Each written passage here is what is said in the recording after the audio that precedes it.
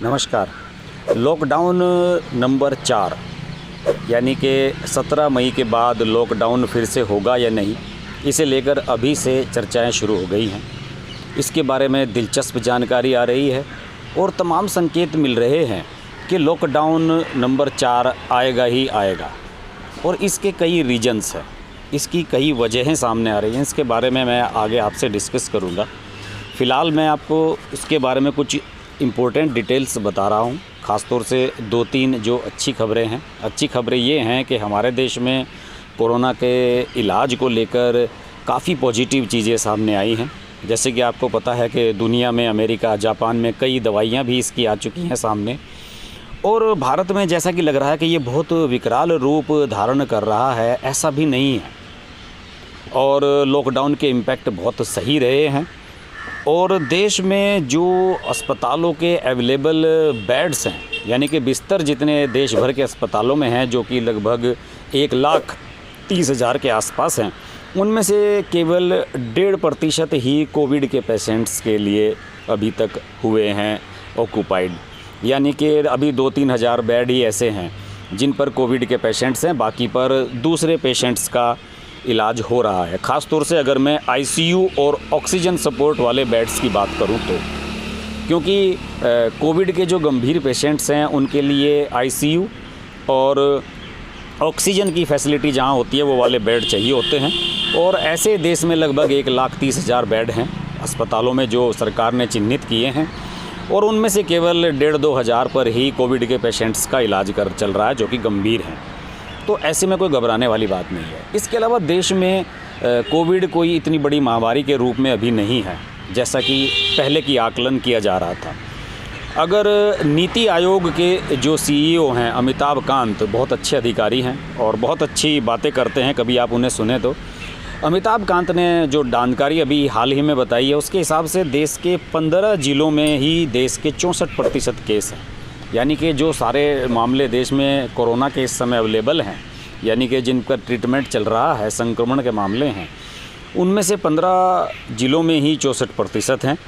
और इसलिए कोई ज़्यादा घबराने वाली बात नहीं है, केवल इन्हीं शहरों में दिक्कत है। इन 15 में से भी 5 ज़िलों में 50% केस हैं, जैसे कि दिल्ली, पुणे, मुंबई, अहमदाबाद और चेन्नई। इन 5 में ही देश भर के 50% केस हैं। और मुंबई में 17%, दिल्ली में 11.3%, अहमदाबाद में 9.8%, चेन्नई में 5% और पुणे में 3.4% मामले पूरे देश के हैं। अहमदाबाद में थोड़ी सी मृत्यु दर ज़्यादा है और वहाँ 6.4% है मृत्यु दर, वहाँ पर लोग काफ़ी मरे हैं। तो ऐसी कोई घबराने वाली बात नहीं है। लेकिन इसके बावजूद भी तमाम तरह की रिसर्च, देश भर की एजेंसियां, देश भर के इंस्टीट्यूट, हेल्थ सेक्टर से जुड़े हुए लोग रिसर्च लगातार कर रहे हैं कि दरअसल आने वाले समय का सिनेरियो क्या होगा। और आंकड़ों के आधार पर बहुत कुछ अनुमान लगा लिया जाता है। इसी के आधार पर सरकारें ये तय करती हैं कि हमें आगे अपना एक्शन प्लान क्या रखना है और लॉकडाउन को बढ़ाना है नहीं, किसे छूट देनी है, किसे नहीं देनी है, ये सब इसी के आधार पर तय होता है। और अभी हाल ही में एक स्टडी आई है मुंबई में, international institute for population sciences है। इसने एक बहुत ही दिलचस्प स्टडी अपनी सामने दी है।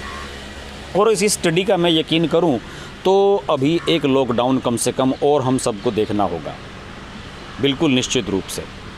इसके आंकड़े क्या कहते हैं? इसकी जो स्टडी है वो ये कहती है कि जो अभी वर्तमान स्थिति है उसके हिसाब से अक्टूबर तक 30 लाख लोग संक्रमित हो सकते हैं कोरोना से।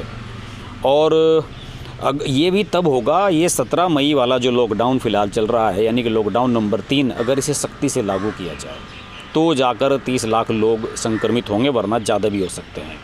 और इनका ये मानना है कि अगर इससे पहले वाले जो 2 लॉकडाउन ना होते, 1 और 2 लॉकडाउन ना हुआ होता, तो देश में मामले 1,71,00,000 हो चुके होते। अब आप समझ सकते होंगे कि अभी हम 60-70 हज़ार मामलों पर टिके हुए हैं, तो हमने कितना बड़ा कंट्रोल इस पर किया है। ये स्टडी बहुत दिलचस्प है। इस स्टडी ने ये भी सजेस्ट किया है, इस इंस्टीट्यूट ने, कि अगला लॉकडाउन 17 से 24 मई या फिर 31 मई तक निश्चित रूप से बढ़ाना चाहिए और इससे बहुत फ़ायदा होगा। और इसके बाद जो संक्रमण की दर है वो कम होने के आसार हैं। और अगर लॉकडाउन हमने ठीक ठाक चलाया तो भी देश की जुलाई तक देश की 0.01% आबादी इससे संक्रमित हो जाएगी, इतनी सुरक्षा बरतने के बाद भी। यानी कि लगभग 1.4 लाख यानी कि 1,40,000 लोग संक्रमित हो जाएंगे जुलाई तक। तो हमें बहुत संभल कर चलने की ज़रूरत है। और ये बात सही है कि ज़रूरतें बढ़ रही हैं, लॉकडाउन में छूट भी दी जा रही है, लोगों का काम धंधा भी जा रहा है। लेकिन अगर यकीन मानिए कि अगर ये लॉकडाउन ना हुए होते, भारत ने जो पहला लॉकडाउन किया था वो 25 मार्च से 14 अप्रैल किया था, दूसरा 15 अप्रैल से 3 मई और तीसरा 4 मई से 17 मई। अगर ये लॉकडाउन हमने इतनी सख्ती से ना किया होते तो आज हम लाखों करोड़ों लोगों को संक्रमण की चपेट में आते हुए देख रहे होते और स्थिति और भी भयावह होती। इसलिए हमें इसके प्रति सावधान रहना पड़ा होगा, सावधान हमें रहना भी चाहिए। और आंकड़े ये भी बताते हैं कि अगर दूसरा लॉकडाउन ना हुआ होता तो अक्टूबर तक केस 2 करोड़ हो चुके होते। यानी कि दूसरा लॉकडाउन बहुत इम्पोर्टेंट साबित हुआ। यानी कि निश्चित रूप से हमारे सामने चुनौतियां हैं, हमें उन चुनौतियों को फेस करना है, अपने घरों में रहना है। ये बात ठीक है कि श्रमिकों की समस्याएं सामने आ रही हैं, पलायन हो रहा है और जमातियों ने इन्फेक्शन फैला दिया, बेरोज़गारी बढ़ रही है, इकोनॉमी पर नुकसान हो रहा है, फैक्ट्रियां बंद पड़ी हैं, काम नहीं हो रहा है। ये बात सही है, लेकिन ये बात भी सही है कि हमें जान बचानी भी बहुत ज़रूरी है और उसके लिए हम कोई भी कीमत चुका सकते हैं।